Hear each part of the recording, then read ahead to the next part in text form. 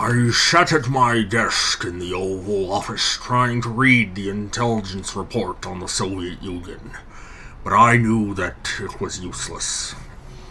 It was all I could do to hold back my tears, let alone make important decisions about the security of the United States. I gave up reading the report temporarily and spun my chair around and looked out the window at the White House lawn. It was at this point that I finally allowed tears to well in my eyes. How, I wondered, could the people of the United States trust me to defend them from the communists when my personal life was in shambles? How could I be expected to focus on such trivialities such as foreign trade when I was aware that I was slowly losing the man I loved? Suddenly, I knew what I had to do to prove once and for all that this job was not more important than our love. I had to prove to him that if our love became public, I would not throw him under the bus and deny it, even if it meant losing the election. I reached down to the intercom and paged my secretary and said, "Sue, will you tell Henry to come in here?" "Of course, Mr. Nixon," she said in her annoyingly flirty voice. "I would happily do anything for you."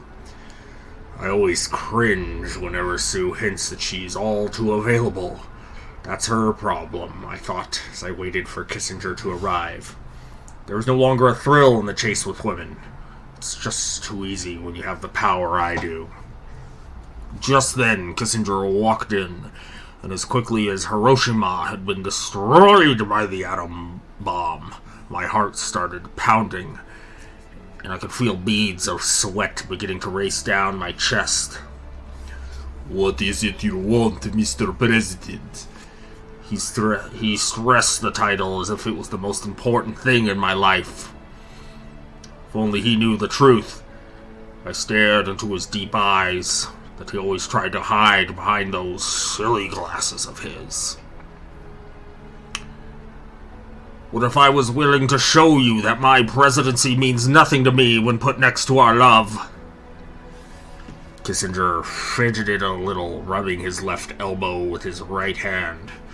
It was a second before I realized I was staring at his powerful arms and quickly looked back to his face before he could notice. There was an impish grin on his face when I had finally torn my eyes away from his sculpted biceps. Of course he had noticed. He always noticed when his body got the better of me. But we had been doing this for months, so I had long gotten over the embarrassment. "Are you serious?" he asked. His usually cool composure was gone and replaced with something between hope and skepticism.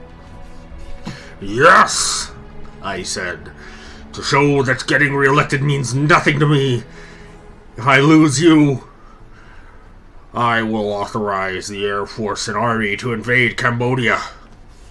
"Are you insane? You are proposing destroying your political career just so you could be with me." "I know exactly what I'm doing, Kissinger," I said tersely. "But I can't stand the thought of another 4 years of office, during which I am keeping this a secret from everyone. The second I lose the election, I shall make our love public, and we can move away to Spain, just like we always wanted." His jaw promptly dropped. "Nixon, what you are proposing is madness. The American people will never stand for this. They will see this as a sign that you plan to further escalate the war in Vietnam. There will be riots in the streets. People will die. What about your promise to the American people to end the war?" "Keeping promises means nothing to me if it means I will never feel your powerful body over me again." "But imagine the press attention that we will receive, Richard, for the love of God. What will they say?" "They will say they saw those two people are in love." At this, Kissinger stood up and walked over to me. I met him halfway and locked him in a powerful embrace. His heart was beating so fast, I could feel it beating through the bulletproof vest that was to me a more constant companion than my army of Secret Service men. I wasted no time unbuttoning his shirt, but rather ripped it from his breast. Kissinger was never nearly as anxious as me. He slowly unbuttoned my shirt, one button at a time, increasing my anticipation while his powerful hands slowly worked their way down my chest. Finally, he got the last button undone, and not wanting to wait for him to take the rest off, I tore off the rest of my clothing before he had the chance to start his painstaking process all over again.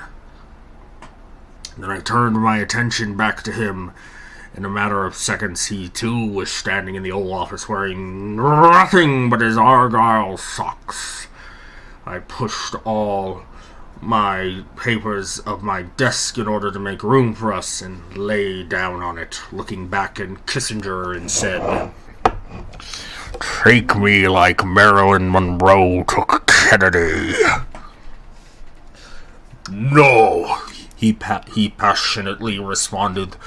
"I'll take you like Mary Todd took Lincoln." With this, he wrapped his powerful thighs around me, and he whispered to me when he saw that I was opening the top drawer in the desk for some lube. "Don't use that. I want you to feel every inch of me." For a second, I considered what the Secret Service thought about all of this business. But then the thought of other people witnessing our mini becoming one dominated my thoughts until I was lost in sexual ecstasy.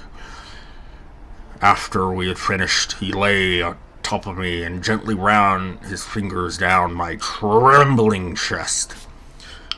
"People are going to say you are a crook for deceiving the American people over this Cambodia business. People will just have to learn that I'm not a crook. I'm just a lover."